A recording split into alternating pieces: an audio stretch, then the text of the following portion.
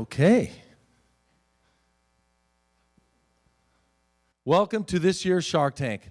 We are elated, and I must say, we are here to celebrate an incredible organization, the Boys and Girls Club of the Peninsula.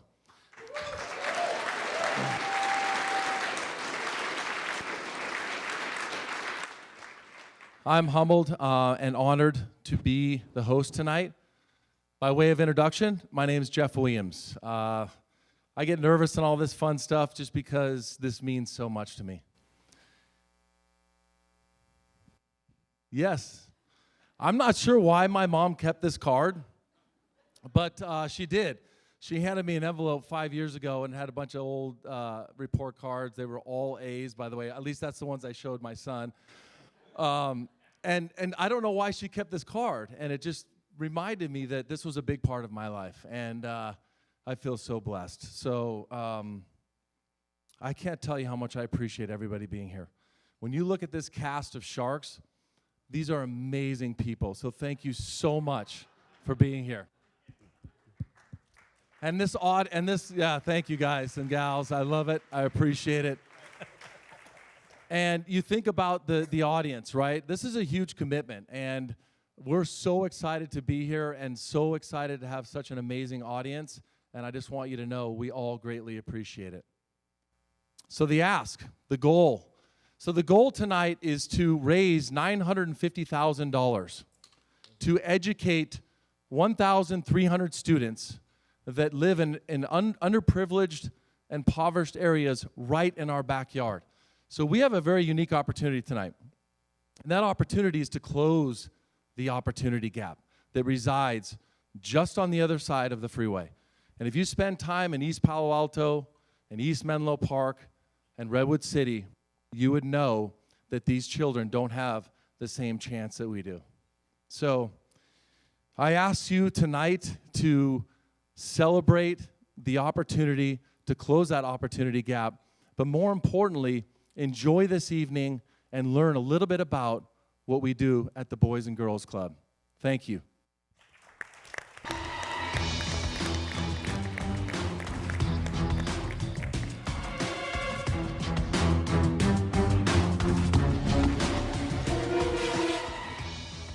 This is the Shark Tank, where Boys and Girls Clubs alumni and staff seek funding to expand their proven programs to serve more kids. If the Sharks hear a great idea, they'll invest their own money. Who are the Sharks? They're venture capitalists, investment bankers, and executives who have shaped Silicon Valley and are now worth billions.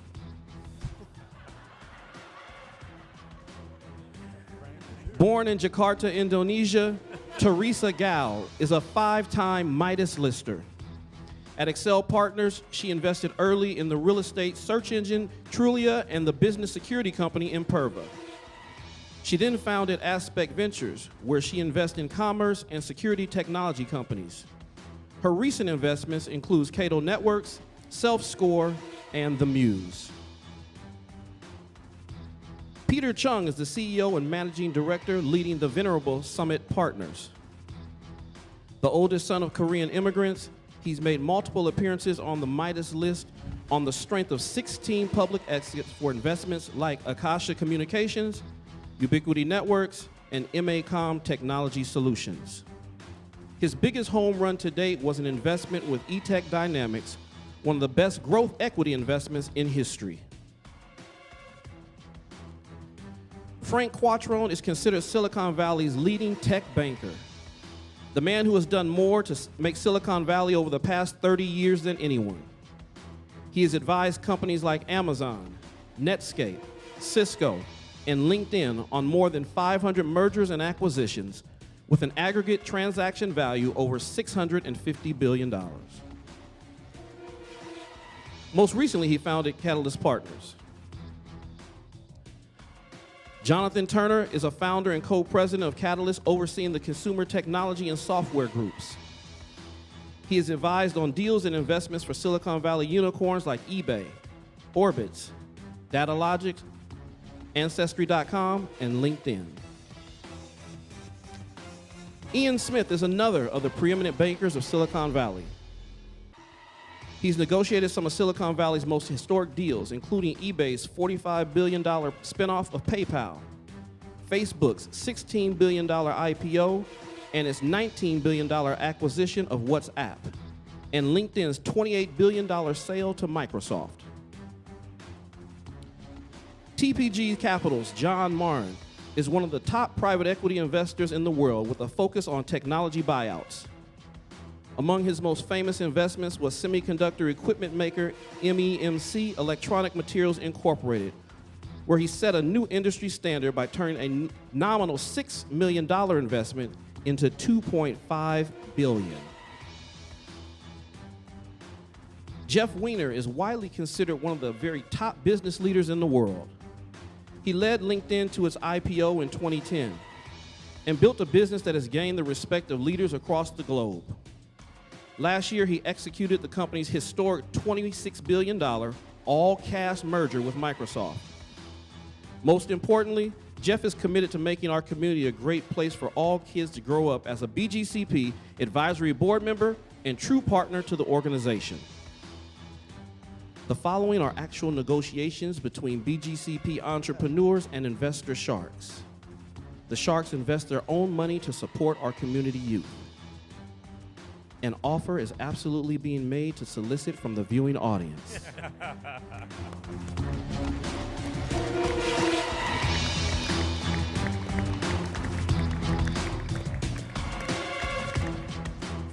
First to the tank is Sean Mendy, Vice President of Development for the Boys and Girls Clubs of the Peninsula.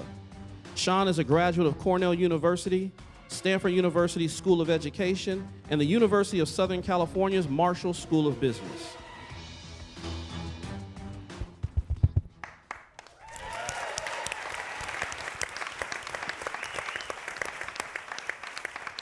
Hi, Sharks. My name is Sean Mendy, and mentors have played a huge role in my life. In 8th grade, my best friend Mike and I were similar in almost every way, but there were a few key differences. Mike was smarter, he was more athletic, he was more charming, he was better looking, and he told a better joke. There was another key difference that was highlighted as we entered high school. My mom pushed me to attend an all-boys Catholic prep school where I received a ton of guidance. Mike's mom, his foster mom, from East Palo Alto, sent him to the traditional public school he was assigned to, where he went with no one to really advocate for him. When we got into the trouble that all teenagers get into, my mentors at my prep school made sure that I got more attention. They kicked me in the butt when I needed to be kicked in the butt. They put their arm around me when I needed my arm around me. They helped me learn from my mistakes, and they made sure that I knew that they believed in me and that I reached my potential. That's not what Mike got. When he fell, he stayed down. There was no one to pick him back up. So he dropped out of high school, didn't finish and get his diploma. And when I went off to Cornell to earn my Ivy League degree, he started using and selling drugs. Our lives are dramatically different right now. So, when I graduated from Cornell, I came back to the Bay Area and I said, I'm gonna invest 6 months to a year of my life working with 5 kids who could be me or they could be Mike. So I joined the Boys and Girls Clubs with this 6-month commitment in mind. That was 10 years ago.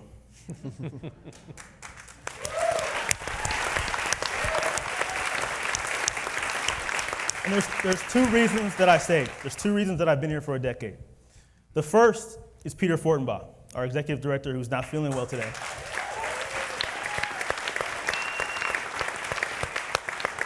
I met Peter a few weeks into the job, and I was amazed by his experience as a tech executive, by his background, Princeton undergrad, Harvard MBA. But most importantly, I was amazed by his vision for the organization and his vision for how the organization was gonna meet the needs of the kids in our neighborhoods that need help. The second thing that kept me here was what I learned about Silicon Valley. And what I learned is that there's 10,000 students living in the neighborhoods of East Palo Alto, Eastern Menlo Park, and the low-income Fair Oaks neighborhoods in Redwood City who can't access the opportunities that Silicon Valley has to offer. They have no shot without some sort of intervention of accessing the world's most exciting economy. In the neighborhoods we serve, 80% of students are below proficiency in math and reading. On average, they're 2 grade levels behind in these subjects. A third of students in these communities don't finish high school. And I want you to think for a second about who your kids go to school with. And I want you to think about the kids that you see and how many of them you think aren't going to graduate from high school. 3 miles away from our clubhouses, 3 miles away from where our kids grow up, there's near 100% graduation rates. It's not the case in our neighborhoods. We believe that the root cause is the opportunity gap. About half of the parents of our kids haven't graduated from high school. They've come to this country with a third grade education looking for a better life. They're hardworking, but they didn't finish school themselves. They can't teach their kids the skills they need. They can't help their kids navigate the school process in this country. 40% of our kids are considered homeless. And in fact, at some of our partner schools, that number is as high as 55%. And that doesn't mean that all these kids are sleeping in cars. It does mean some are. Some definitely are. But it means that these kids don't have permanent addresses. They're in cars, they're sleeping in motels, they're in shelters. And most commonly what we see is we see multiple families in small homes. So there's 5 families living in a 2 or 3 bedroom apartment or home, 1 in each bedroom, 1 in the living room, 1 in the garage. It's crowded quarters. Our families have little social capital. They can't pick up the phone or send an email to get their kid an internship at Facebook, Google, or LinkedIn. They don't know how to navigate the school system. They don't know how to go and advocate for their kids on their school campuses. And then finally, our kids have immediate needs. They need money now. Over the 10 years that I've been involved, I've seen, time and time again, I've seen kids take on part-time jobs where they work 30 hours a week, and then 35, and then 40 hours a week. It's a completely rational decision because their families need that income. They need to be able to pay rent. They need to be able to keep a roof over their head. They need basic survival needs to be met. I've also, over the past 10 years, seen kids take considerable risk, make high-risk decisions to satisfy those immediate needs. And again, it's totally rational when it's about survival. You know, we believe at the Boys and Girls Club, what our vision is that Silicon Valley is going to be a place for all kids to grow up, to get a great education, to have access to great jobs, and to be able to sustain and raise a family. That's our vision. Our mission is to provide students in these low-income neighborhoods with the opportunities they need to achieve school success. So how are we doing that? We're starting with what Boys and Girls Clubs have done for the past 100 years around the world. The foundation, safety and relationships. We're building a community where kids can come and not worry about the things that they're worried about when they're not in our buildings or at our school sites. We're giving them role models who they can aspire to be like, who can point them in the right direction the way that my mentors pointed me in the right direction, who can help them make the right decisions and choices as they're growing up. We're providing them with enrichment opportunities, arts, sports, and technology. Like Michaela here, who last year visited Facebook and Oculus, and not only did she get to test out the equipment, but she learned what it actually takes to make it and what kind of jobs you can have at Facebook. We also just let kids be kids and have fun. Our kids feel the stress of poverty. They see their parents stressed out. They understand what it's like to go without. And so it's healthy for them to be able to come into our clubhouses and to our school sites and just literally just run until they pass out. To laugh and giggle and to have staff who can joke with them and just make them feel like they're a kid. The number one word that our kids use to describe our programs, if you went around and asked them, what is BGCP? It's family. Our staff is more than staff. Our staff are older brothers, older sister, uncles, aunts. In some cases, they're playing the role of mother and father. They're taking on some of those responsibilities for our kids because our families just work so hard. Our parents have 2 or 3 jobs. They're seeing their kids for 20 minutes at the start of the day, and then they're trusting them to go off into the world. They go to school, and they come to us, and we're giving them the things that all kids need. We're making them feel like they're valuable. We're making them feel like they're loved. We're making them feel like somebody believes in them and wants them to reach their full potential. But in Silicon Valley, in 2017, that is not enough. What Boys and Girls Clubs have done for 100 years, it's not enough to graduate from high school after being safe and go off into the world. You need to access post-secondary education. And in Silicon Valley in 2017, if you're not going to post-secondary education, whether it's college, vocational training, the military, you don't have a shot. So we're doubling down on school success. And that's how we're investing our resources and designing our programming. So we're doing things that are pretty obvious, right? Homework help and tutoring. But we've also evolved in ways that I think might surprise you. 80% of the students that we serve are now on school campuses. For the past 10 years that I've been involved, all growth has come on school campuses.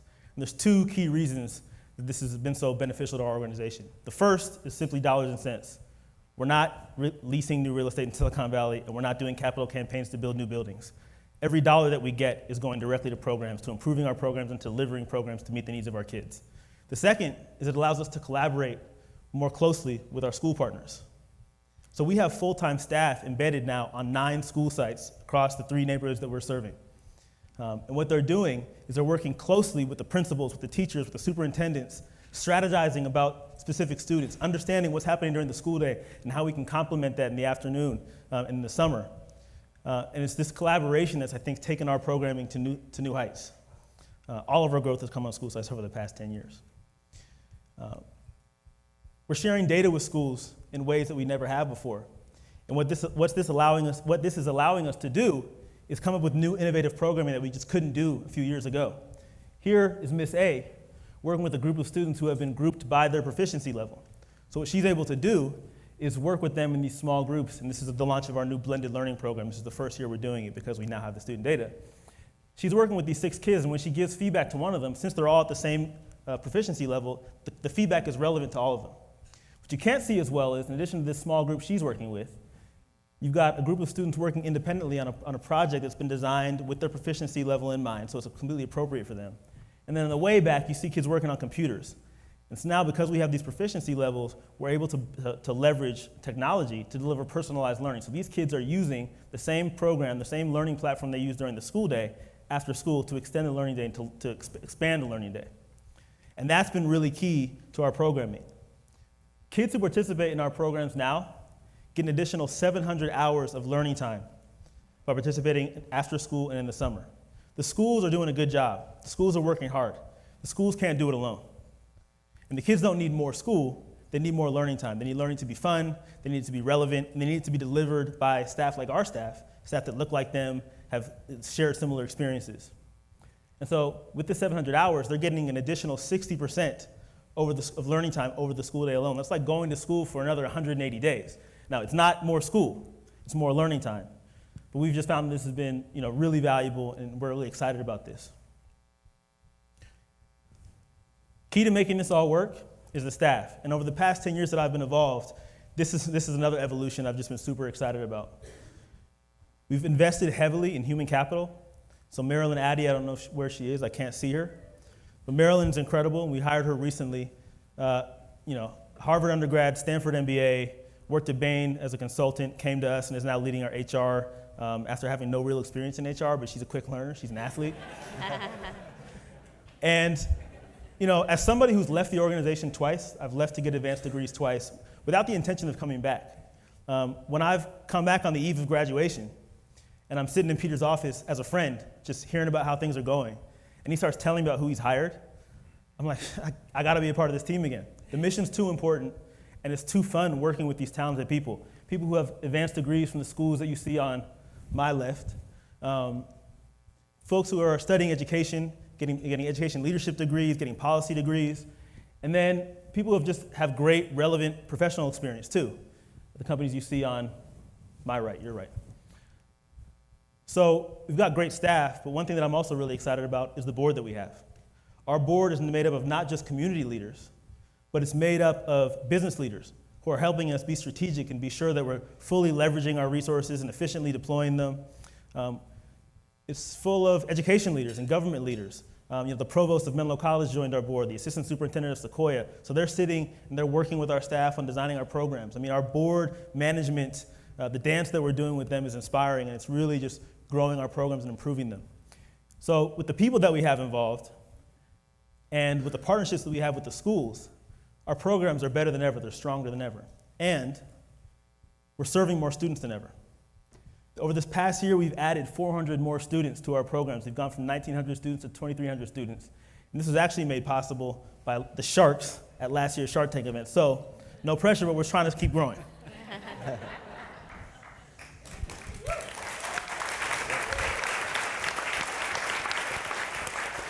And something that I'm proud of, our kids are coming 4 days a week. The need is there, and they're coming, they're voting with their feet. And I'm particularly proud of the fact that we serve all students. The only requirement to be a member of the Boys and Girls Club, to be a student as a part of our programs, the only requirement is that you have a desire to be in the programs. We don't turn kids away. You don't have to fill out an application and meet a GPA requirement to be a part of this. Someone's got to serve these kids, and we're the organization to do it. This is Silicon Valley. This is Silicon Valley, and you want to know about results. So for the past 10 years, students who participate in our program have graduated at a rate of 90%. And something that makes me really excited, we had 92 high school graduates last year. And when I joined the organization 10 years ago, we had less than 10 seniors involved, and we didn't know what they were doing. We thought they were great kids. We thought they were doing well in school. And sometimes we learned, okay, this kid dropped out. We had no idea. Now we've got 92 kids graduating. We know their post-secondary education plans. Those 92 kids are going to turn out like me and not like Mike, my friend who I opened this presentation with. That's very valuable to me. That's the reason that I'm here. That's super important. And my expectation is that the 2,300 kids that we have involved in our programs across our 12 sites end up in that box at some point. We want them all to be graduates. So I've talked. I've shown you some numbers. I think it's most compelling to actually hear directly from our alumni. We got sound rolling. So I didn't have the experience of being able to talk to my parents. My dad was always working nights and my mom wasn't home. My mom worked 3 jobs. In my culture, men are taught to not really share their feelings, express themselves. And at home, I didn't have anyone I can even talk to. We didn't really have a traditional dinner table. We didn't talk about our feelings or what we wanted to do when we grow up. So from what I've heard in the dinner table, everyone's together as a family. In my case, I've never had that. Both of my parents were deported when I was 12 years old, so I kind of just had to grow up since then, and I didn't really have a childhood because a lot is expected of you. In a first-generation, low-income household where being the first one to go to college was really important, having these dinner conversations are even more important. I didn't have any support. My father even told me once, he's like, school is a waste of your time and you're really not going to be able to do anything with it. When I would go to the Boys and Girls Club, I would hear the complete opposite, like, school's important, you should use it to your advantage. The Boys and Girls Club was able to give me that platform of talking about issues that I wasn't able to talk to with my mom because she was so busy. When I'm sitting around the Boys and Girls Club at their dinner table and I'm crying and I'm telling them like this is hard and I have to go home and I have to figure out like immigration stuff for my parents or things like that, they offer me the comfort and the love that comes at the dinner table. They've asked me how I've been. It was great to know that I had young African Americans who had went to college, who had done these things, who had played collegiate sports, who just they saw something in me and they believed, because Sean and Jason, they honestly didn't have to stay at James Flood till midnight helping me write high school entry essays. The Boys and Girls Club have provided me with sometimes a meal, because at home I would be scared to even think, am I gonna be able to eat that night or not? Sitting at the table, doing my homework, and my mom was just sitting there with me, staying up as late as I had to stay up, letting me know that she was sorry that she wasn't able to help me with it. You know, I stayed up about 2-3 o'clock in the morning each night, finishing my homework for the next day. I remember one time she just sat there crying about not being able to help me. But when I went to the Boys and Girls Club, I had an amazing support system, both academically and socially. I remember meeting with a tutor about 3 times a week, getting help with any English homework I had, history homework, and that was really big help. One of the experiences I remember the most was with my mentor, Myra. She was the teen director at the time. Going into my junior year, my older brother was diagnosed with a mental disorder. That year was really tough on me, and I had to kind of like step up as the older sister now, because I didn't have my older brother to do that anymore. So I was the older sister for my younger brother. I remember going to the Boys and Girls Club and having Myra there, and I would just go to her and cry a lot of the days, because I didn't want to cry at home. I remember not knowing what college was about. I remember not even wanting to apply to college. I remember not believing in myself. I remember not having the confidence in myself. And then one day I got paired up with Esmeralda as a coach or as a mentor, and right off the bat, she believed in me. She believed that I can even talk about applying to some of the top colleges. She believed that I can compete with some of the best students. She believed that I can do many things that I didn't believe in myself. She had more confidence in me than I did in myself. The BGCP dinner table is family. Love. Trust. Network. The second home. Love. A safe haven. Family.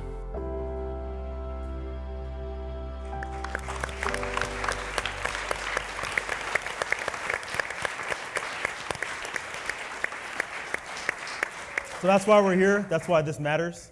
We're going to jump right into it. Sharks, there's 2 opportunities for you to get involved. Let's bring out the entrepreneurs.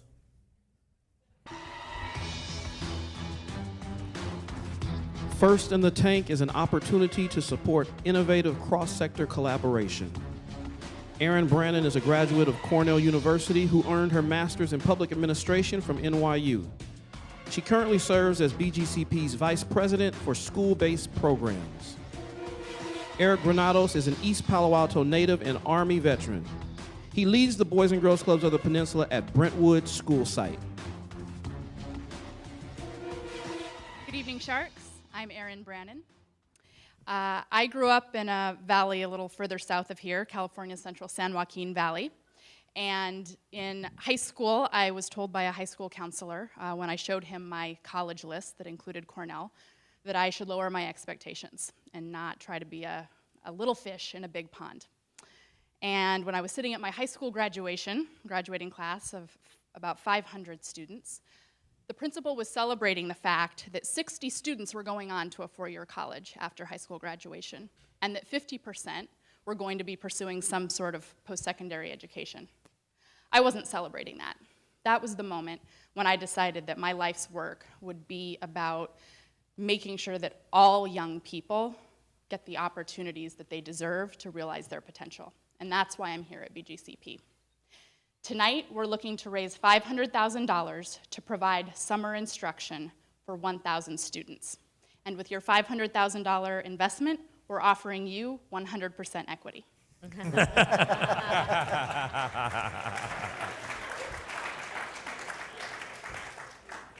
Is there a preferred return on that equity? Hi, Sharks. My name is Eric Granados. I grew up in East Palo Alto during a time of great turmoil. Despite that fact, I did okay in school, but nobody ever spoke to me about the importance and the value of education. By the age of 17, I had enlisted in the Army, where I spent about 4 years before returning home. It's this foundational experience that really drives my passion for working with the youth of East Palo Alto today. Perhaps the biggest opportunity gap we see is in the summer. In fact, over half of the achievement gap can be attributed to summer learning loss. Kids in wealthy neighborhoods have the opportunity to attend great summer camps and summer programs, compete nationally on sports teams, travel with their families to Europe. They advance their learning during the summer months. My experience was different. Every summer, I would accompany my father to his job where he worked as a landscaper. And although through this experience, I attained great work ethic, there wasn't much opportunity for academic growth. In hindsight, I'm grateful for that chance that I had, as many of my peers didn't have that kind of guidance. They spent their summers roaming the streets and getting into a lot of the trouble that East Palo Alto was known for at the time. Today, I'm so grateful to have the opportunity to be able to work in the community that I grew up in. And unfortunately, I continue to see students who aren't being challenged academically over the summer because they're not attending Boys and Girls Clubs. They're at home watching TV, taking care of the siblings, and sometimes even getting into the same types of troubles that my peers did. For these students, summer is still not a time for them to advance academically. We are eliminating this summer learning loss with a unique and innovative cross-sector partnership. We used to run our own full-day summer programs, And we realized last year that there was an opportunity to leverage other organizations to both lower our costs and improve quality. There are numerous other nonprofit organizations that run summer programs only, but our cost per student is lower because we already have the infrastructure in place from our school year programs. We already have the staff and the students. Our marginal costs are the wages for summer part-time staff and supplies. We have merged our programs with the school districts. And the school districts provide the credentialed teachers, the curriculum, and the evaluation tools for the morning academic instruction, as well as the facilities.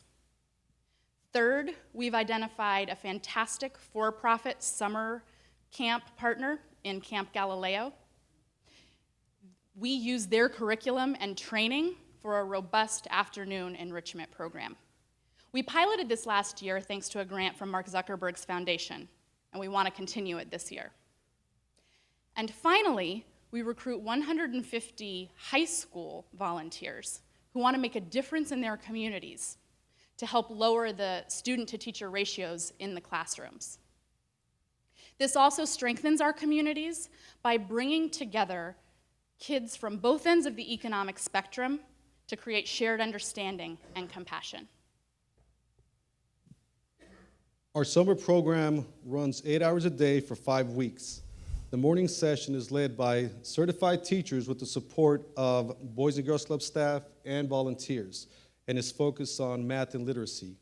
The afternoon session is where the students get to participate in the Camp Galileo activities, and this is where they really get to work on developing the innovator mindset. So in just a moment, you're going to have the chance to see a demonstration of last summer's Galileo science curriculum. Under the Olympics theme, students had the opportunity to design and build their own judo robots to compete in class competitions and learn all about hydraulics in the process. I would now like to introduce two of my students. Sandy and Alex, can you please come to the stage?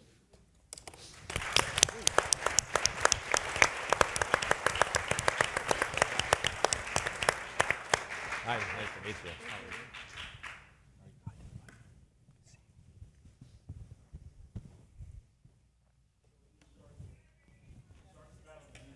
Oh, that's why you said good luck.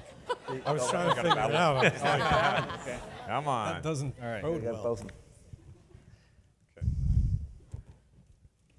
Tell me when to go.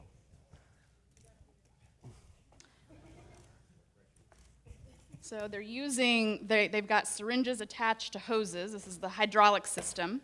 And they're using them to control their judo robots. Oh, The goal, if you've seen judo competitions, is for one of them to knock the other over. come on. Sandy's had a little bit more practice than Jeff, so we'll, no? So we could be here all day trying to watch them finish this off. So we're going to go ahead and wrap things up. Alex and Sandy, thank you. Come on. Well done. Thank you, Alex. So the competitions this past summer in the classrooms, some ran up to 15 minutes, so you can only imagine the level of excitement that the students had knowing that they had designed these robots and were competing in competition. Anyway, so back to why we're here, is this incredible summer experience for our students. With our innovative and unique cross-sector approach, we're running a bigger, better, and cheaper program than we would be able to run if we were doing it on our own. 300 more students are receiving more support and a longer learning day and year as the result of this program. By bringing affluent high school students into the program, they have the opportunity to learn from their low-income peers who are also serving as volunteers in the program, in addition to the students who they're supporting in the classroom. And this builds a shared understanding and compassion. Our marginal cost per student is $500. And it comes as no surprise that 95% of the students in the program avoid summer learning loss, and 80% of them make academic gains. We're incredibly proud of this program. We are looking for a $500,000 investment to make this happen tonight. And remember, that 100% equity. Can we please take your questions?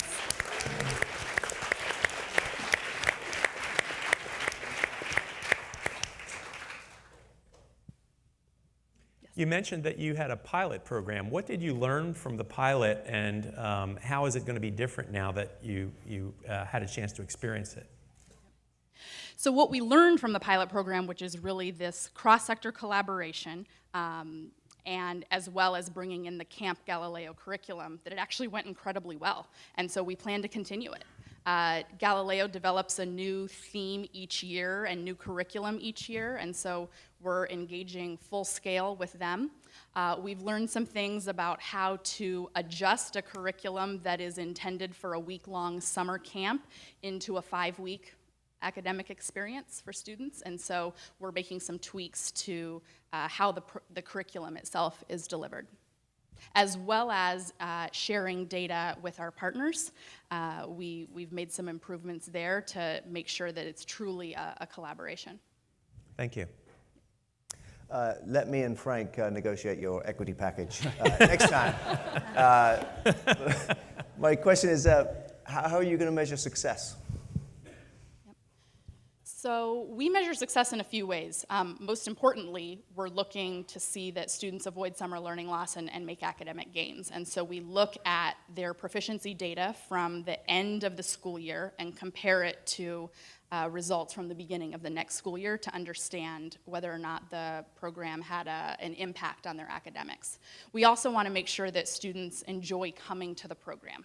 And so we actually survey students to ask them, do you feel safe here? Do you want to come here every day? In addition, we look for feedback from our district and school partners to make sure that the partnership is also working for them. Does the impetus for the kids to go, does it come from the parents? Does it come from the kids? Does it come from your existing programs? And what's the communication like with the parents as the program gets underway? It's a great question, and I would say it's all of those things, depending on the student. So the students in the summer program, many of them are students who attend our school year programs, but we also see the summer as an opportunity to recruit new students into the BGCP community. We work very closely with the school districts who have identified a target student profile that they want to make sure gets served in the summer program, so students who are typically struggling to achieve grade level reading proficiency. And then we work with parents to let them know about the opportunity they have to provide their students with this summer experience. Thank you. And public school teachers typically get the summer off. How do you convince teachers to come in and work part-time for you when they're typically going off and doing what teachers do in the summer? Excellent question. These are the incredibly committed teachers who actually would prefer, rather than have time off, to spend their summer working in this way with students. I also think, I've heard from a lot of teachers that they love their summer experience in the partnership with BGCP because they're not the only adult in the classroom. They're one of 3 adults at minimum in the classroom, and this allows them to run small groups and helps them to be even more effective than they sometimes are during the school year. Thanks. I have 2 questions. One, so you want 300 more students this year. Can you tell me how many you had last year? And if you had unlimited funding, how many students are interested in this? How many could you serve? Yep. So we had 750 students last year. And there are significant requests and wait lists for the summer programs. So by increasing it to 300, or is there still going to be a wait list of 500 more kids? Do we just need to raise more money? Yes. Okay. Yep. And actually, so can I just ask the students, what was your favorite thing about the summer program last year? I really did like the judo robots because it helped me not just have fun in the class, but it helped me work with my mind. So it wasn't just, oh, I can do this really easily. No, it helped me think about things harder than what I thought it was going to be. I also like the judo robots because it challenged my mind more than I thought it would, which opened a lot of new things for me, which helped me use my mind more and be more creative than I thought I can be, and that helped me a lot.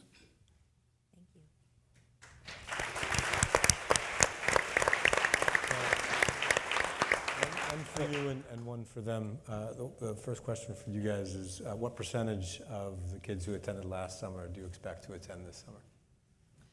That's a great question, and I don't know the answer to that because we're still getting the data from the districts right now. They're in the process of doing their second trimester proficiency assessments, and so once we have the list of the students who have been targeted, we'll be able to compare that to the students who attended last year. Okay, and one for you guys. Would you recommend this to a friend now that you've been through it? Yes, there would be no doubt about that. Yeah, I really enjoyed it. It's really fun. Okay, thank you. So, Well done. Aaron, I have a question for you, and then I have one for the kids. The question for you is, how are you measuring this avoidance of learning loss and 80% making educational gains for the summer? My question for the kids is, 8 hours seems like a long time to be in school. Was it too long, not long enough? How did you think about that? It wasn't long enough. I remember just wanting to stay and I wouldn't want to go, but I knew I had to go at some point. I really enjoy the time there that we have, and if I could, I would probably ask for more. So we're measuring the academic results with the end of year assessments that the schools do, and then comparing that to the following academic year's beginning of year assessments.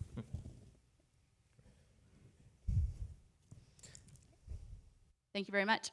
Thank you, great job.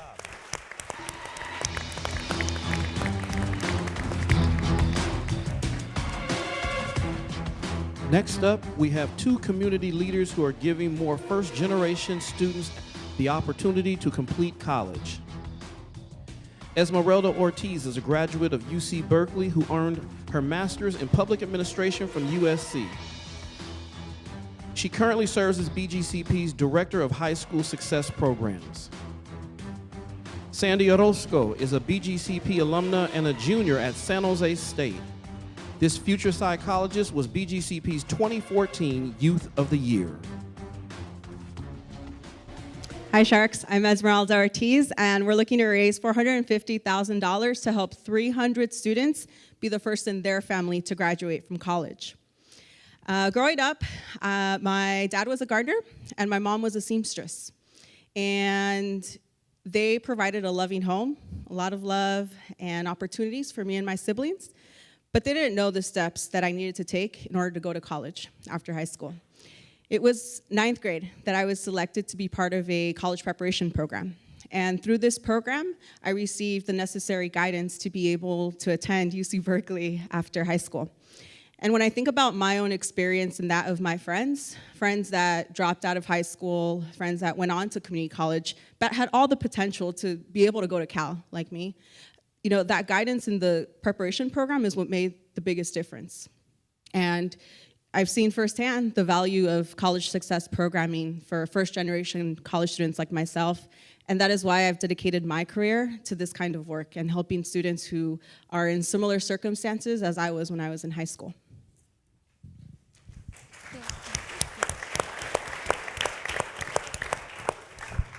Hi Sharks, my name is Sandy Orozco, and I grew up in Redwood City with my parents and 2 brothers. So I was always a good student. I loved writing and learning new things. But I didn't think about college until I was in high school. It just wasn't on my radar.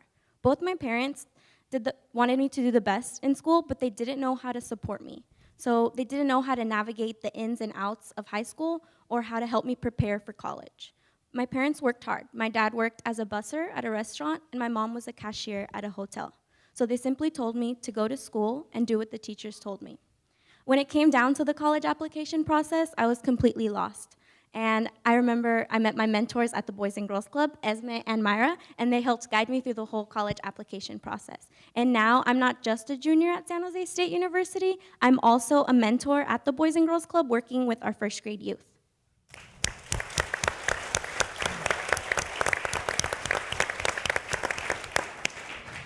So last year we launched and piloted our new college success programming.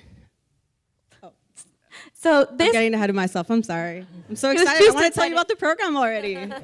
Okay, so this graph represents what my life experience has shown me so far. So when I was growing up, my best friend and I went to elementary and middle school together. When we got to high school, I spent my days after school going to the Boys and Girls Club, whereas she would spend her days going home.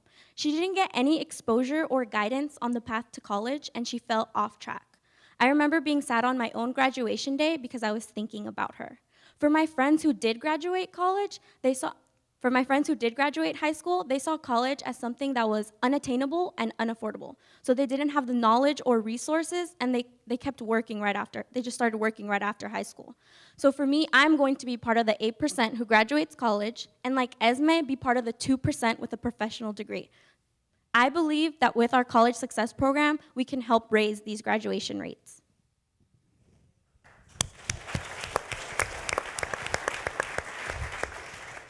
So now let me tell you. Last year, we launched and piloted our new college success program with 18 students, 17 of which are now in college in their first year, and they've earned $335,000 in scholarships and financial aid. Based on this success, we want to expand this program. And we've partnered with an organization in LA that has shown tremendous success in helping first-generation college students graduate from college, and we're replicating parts of their program model with our own. There are 4 keys to the success of this program. The first is peer support. We're building a college-going culture amongst our students and training students and teaching them leadership skills and high school success strategies so that they can positively influence each other. Research has shown that peer networking often leads to high school and college success. The second is we're pushing onto high schools and onto campus. Aside from our 3 clubhouses, we're also providing programming currently at Menlo Atherton High School, Woodside, Sequoia, and East Palo Alto Academy. And this has allowed us to work more closely with the school staff and better serve our students and work collaboratively with the high schools. Our third key is one-on-one coaching. So we have volunteer coaches, caring adults that are working with all of our seniors one-on-one and helping them every step of the way with this college process. They do everything from proofreading personal statements to helping decipher financial aid packages. And every senior has a caring adult there with them. A lot of these coaches we refer to as super moms because they are mothers, empty nesters who have helped their own children navigate the college process and are now applying that expertise with our own students. And this picture you see here is a perfect example. Bonnie is actually in her 2nd year of coaching. She helped Jasmine last year, who's currently at UC Merced, and is this year helping Renato again with the same process. Our 4th key, which is my personal favorite, is family engagement. We spend a lot of time working with families. We really want to make sure that they understand that college is both attainable and affordable. And we really want them also to know how they can best support their child once they are in college. And so based on all of these keys and the success, we're growing our program pretty quickly. We started with 18 students last year and are now serving 140 students and are looking to serve 350 in the next 2 years. Now these numbers include our students in college. A very unique characteristic of our college success program is that we're not only helping students get to college, but get through college. So college graduation is the ultimate goal and our end goal for all our students in this program. So this program is going to have a solid ROI for $450,000, a cost of just $1,500 per student. We'll have 300 more college graduates like Esme and me. Could we answer any questions? Yeah.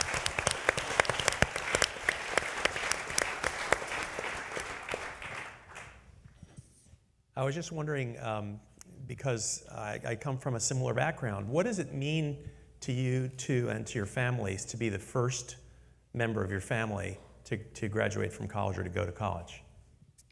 For me, I guess it means like everything that my parents have sacrificed and their parents, to be able to do something for them and make them proud, also myself, for everything they have done for me.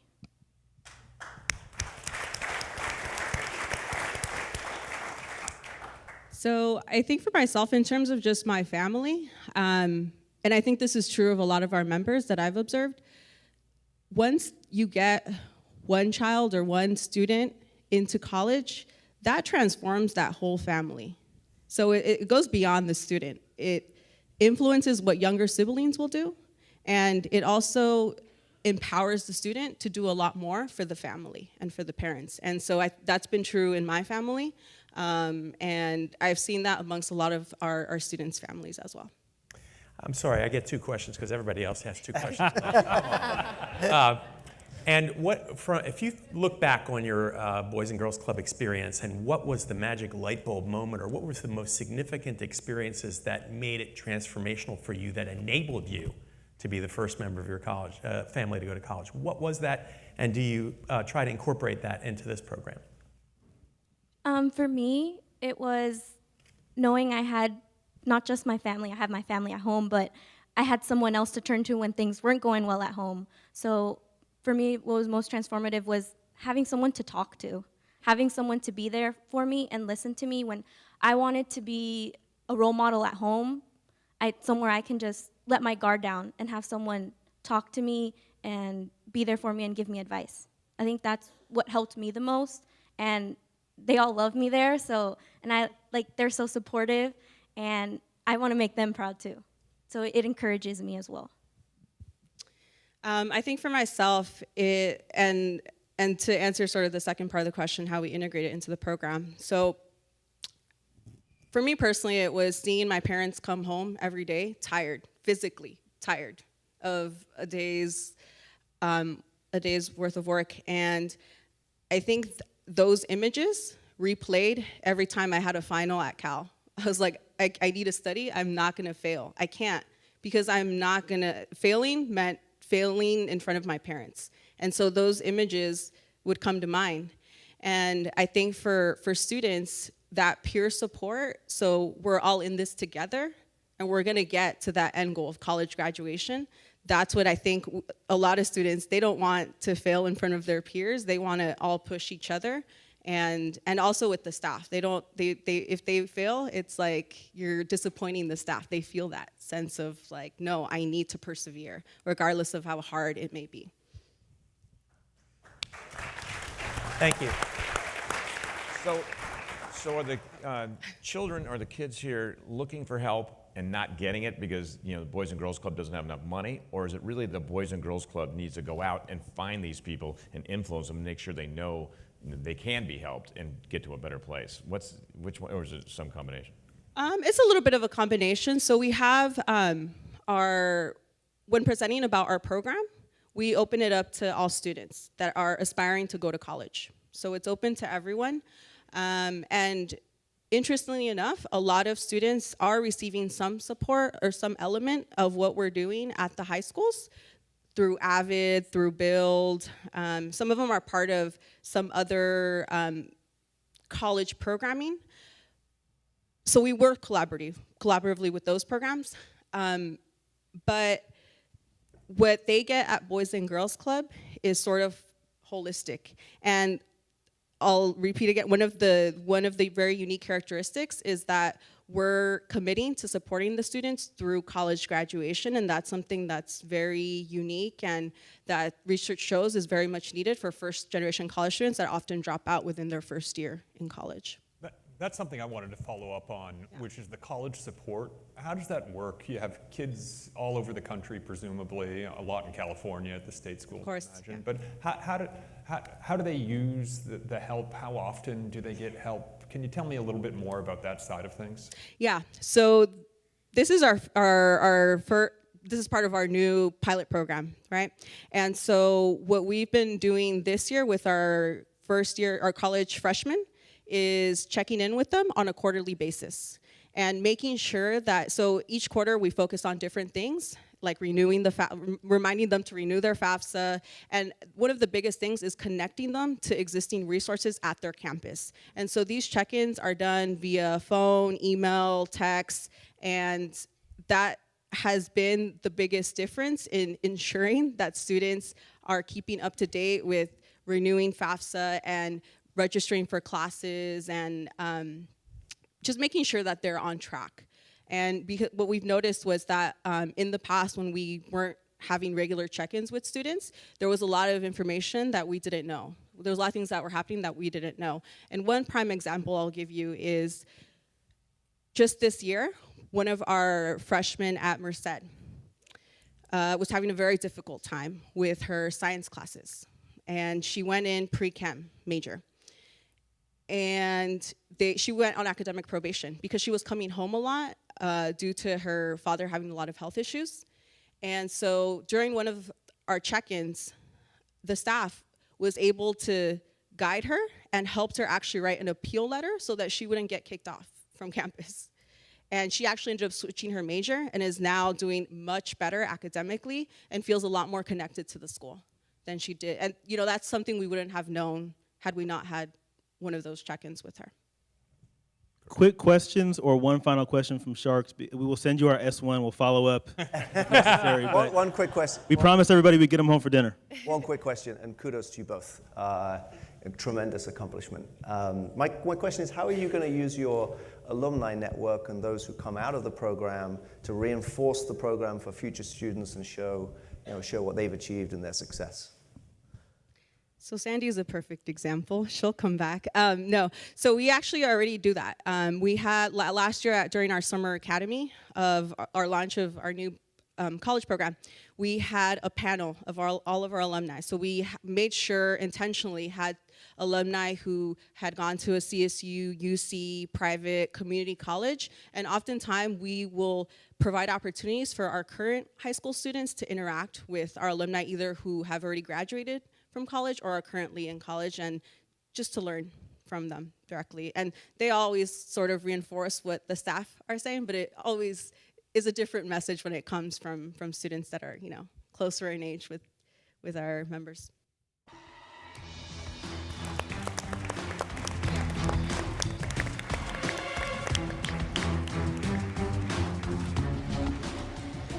Before we hear from the Sharks, we have one more addition to the tank. Rob Burgess is the board chair of Boys and Girls Clubs of the Peninsula. He is the former CEO of Macro Media and currently sits on the board of directors for Adobe, NVIDIA, and Rogers Communications. Hey, Rob. Nice to see you all. I got a call yesterday saying that Peter was under the weather. Peter Fortenbaugh was under the weather, and asking me to come up here for the ask. And so I prepared a speech, but these folks here have just told the story better than I could ever tell it. You can see it, and we're out of time. Saved by the bell. So let me just say a couple of little things. Great blessing for us all. I think my greatest non-family blessing is that I have been fortunate enough, like most of the people here in this room, to be in a position to give back. And everybody likes to give back. And what you've got here is what you've seen is a totally valid cause, a totally valid mission. You've got an outstanding management team, starting with Peter Fortenbaugh, but right throughout the organization. And I can tell you as a businessman, this place is thriving. These people are executing. We've moved to a data-driven organization, allowing us to make better decisions on what's working and what's not working and modify. So it's a management team that's executing. And you've got proven results. So what do you do with that? You invest in it, right? That is a perfect investment opportunity for everybody to give back. So,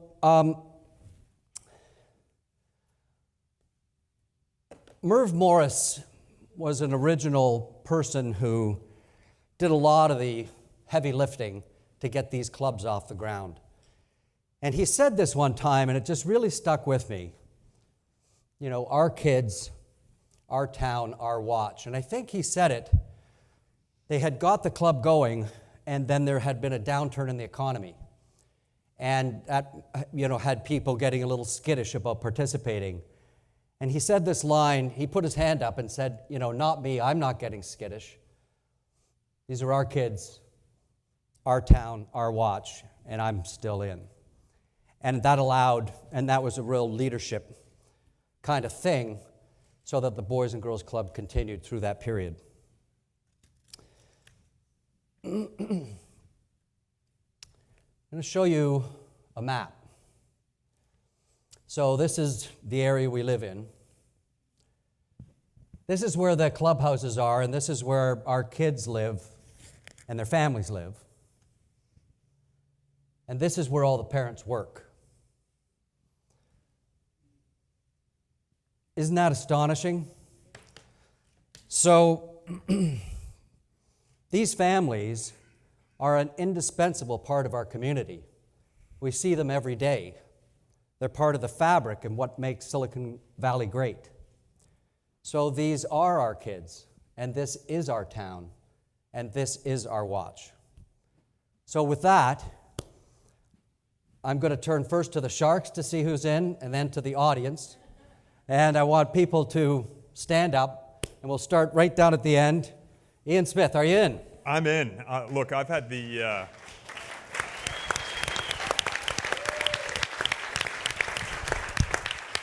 I'll say this, I've had the benefit of spending an afternoon with Eric in East Palo Alto, and I gotta say, you know, I'm in for $50,000, $50,000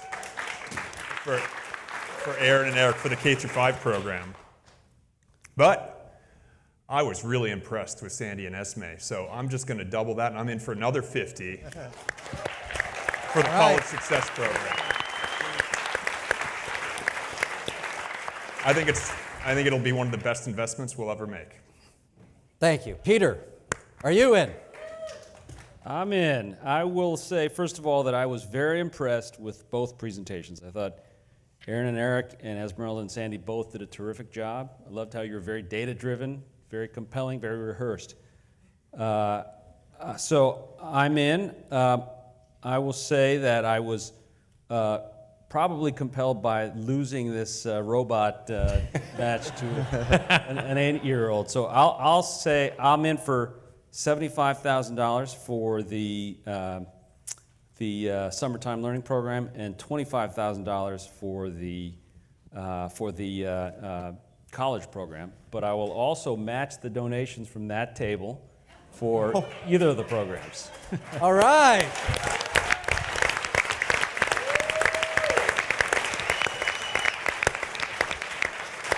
By the way, everybody has cards, so you can be filling those out as we speak.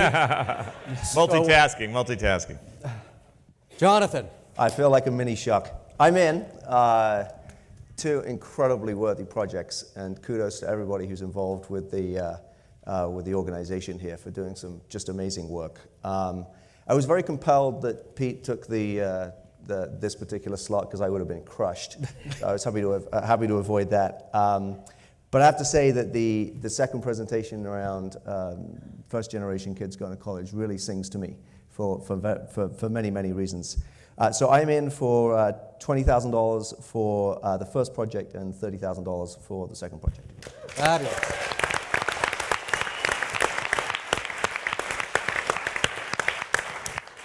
And the next guy is, Frank Quattrone. Rob. Jonathan and I are a 2-person investing team, and he likes to diversify, but I like to concentrate. And both programs are terrific, and it's looking like they're getting well supported. But my passion is in the college success because I'm one of those people who could not have afforded to go to the Catholic high school, prep school that Sean did, or be the first person in our family to attend college without scholarship and without a lot of help along the way. And I realize, as Esmeralda and Sandy said, how transformative it can be to an entire family and to a community to see this happen. So I'm all in for $50,000 for college success.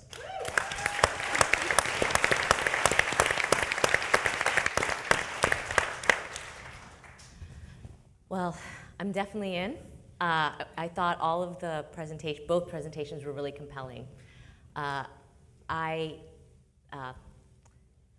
My family came when I was 3 years old, and I was I went to a school in a different state, but also agrarian, sort of like the first presentation.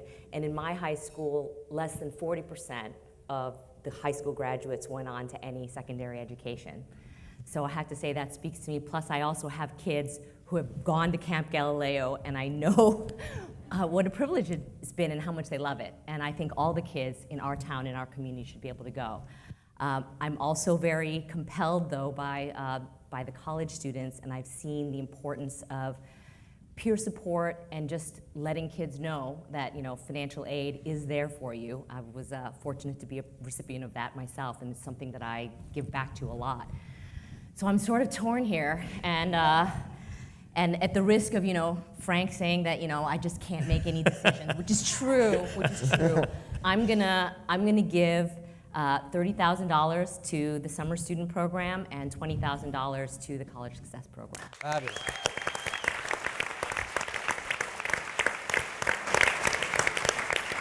John Marin. Okay, well, I believe in both of these completely. We need to help these kids early and get them on the right trajectory, but we can't give up on them and can't forget, and we got to get them through college so they can, you know, have long-term things themselves. So I will speak to, I'll support 40 students in the summer program, and I'll also support 20 children in the college success program, which I think totals to $50,000 if my lousy math works. Thank you. Thank you.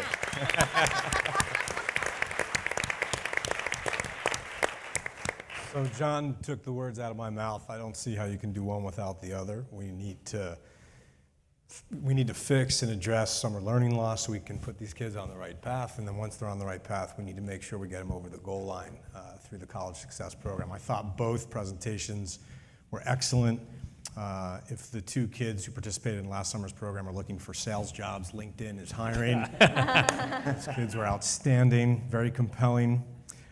So by my count, we're at about, was it 350, 400,000? 400? So we're shy of 550 to fund everything.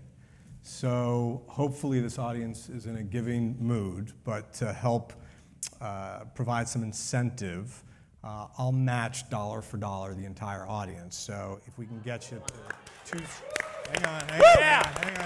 Still going. So This we the can rest get- of the program is called the Stick It to Jeff program.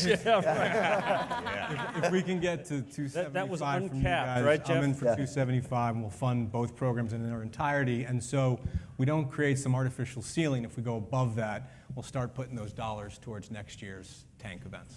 Beautiful. Yay.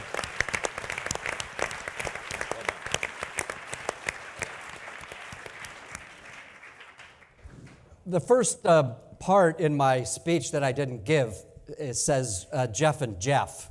I meant to open it up with thanks to the Jeffs. Jeff Williams for organizing this all and getting everybody in the room. Thank you.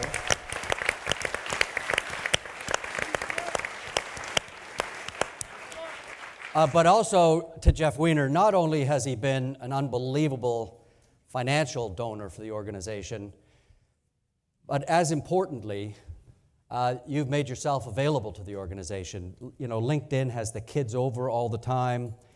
There's mentor relationships.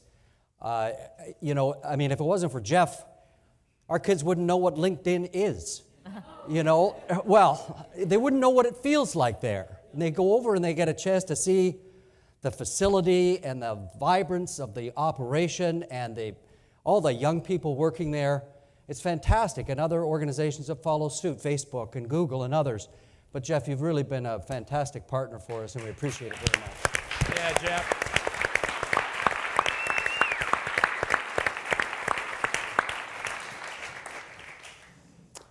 Okay, now everybody gets a chance to play. So, who in the audience is in a position where they could also contribute $50,000 to this cause? It's a worthy cause. Have we got anybody that can contribute at that level? We'd like them to stand up.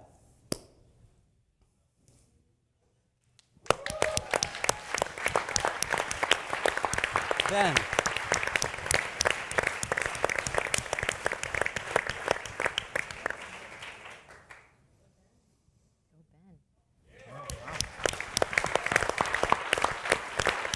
Way to go.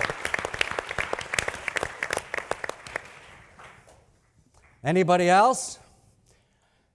Now, from a leverage perspective, if you give $50,000 after tax, that's going to cost you about $25,000, more or less. And now with Jeff matching it, that means it costs you $25,000 and the kids get $100,000. So that's 4 times, right? And then if you look at the real leverage on the investment we're making now in the kids and the difference between what can happen if these kids end up on the wrong track, that's even more leverage. So just be cycling that around in your head as you're thinking about how much you'd like to give. Anybody else at 50? A lot of leverage. Well, we're in for 50 and 50. So we're in for $100,000, my wife and I.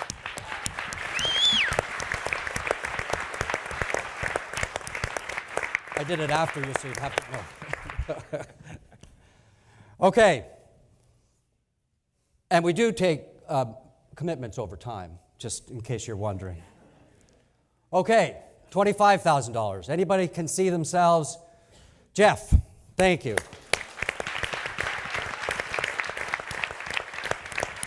Here we are. Thank you.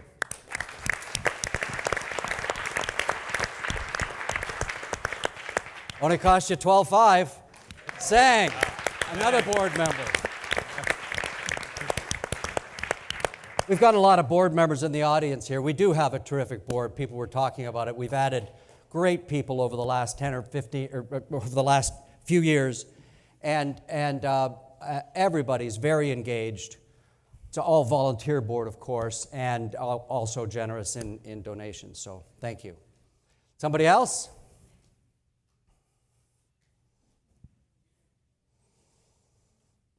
Dana, have you got a couple of words that you might like to say about the Boys and Girls Club? Dana's like our rock star board member, one of our rock star board members.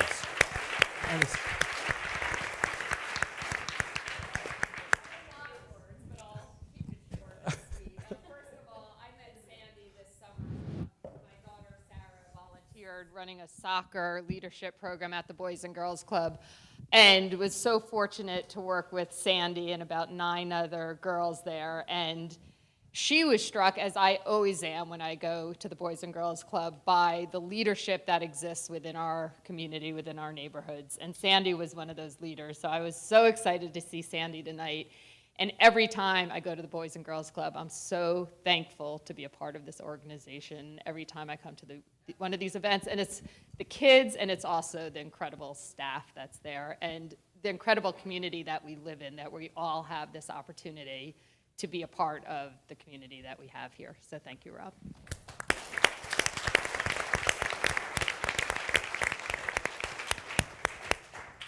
Anybody else?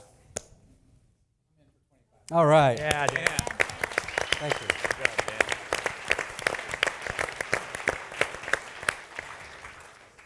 We didn't want to cut anybody off, but okay. How about $10,000? Who could see their way to contribute $10,000 back there? Thank you. And we have another one here. Thank you. And another one there. Thank you. And another one here. Thank you. And 2 more here. Thank you. And another one here. Thank you. And back there, and up front here, and here, another board member. Keep it going. Am I missing anybody? I'm blind in one eye, so I can't really see this side of the table. Okay, that's fantastic. Thank you. And one last shot. Can anybody see themselves? $5,000 right here. And two back there. And another one here. And here. And there. Thank you. And back there. This is wonderful. And oh, back there. Excellent. Thank you. Well, I don't know if we've added it all up, but I think we're at least 420 from them, 420 from me is 840, 400 from them, so 1.24. Yeah.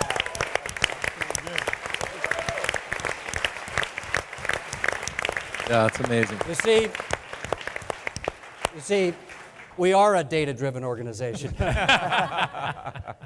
Thank you all so much for coming. Thank you. Oh, and now I'd like to turn it over to my buddy Jeff. Thank you so much. Thank you. Thank you, everyone. We are so gracious for your generosity. We've changed a lot of people's lives today. Thank you so much. And thank you all. I greatly appreciate it. Listen, there's cards there. Everything matters, right? If you want to give anything from all those levels, including under 5,000, if you raise your hand, please fill out those cards so we have the information. But again, this is what it's all about, right? My whole goal in this show was literally to close the opportunity gap, and we're doing that. And frankly, we can't do it without the partnership that we have with everybody in this audience, including these amazing Sharks. Thank you so much.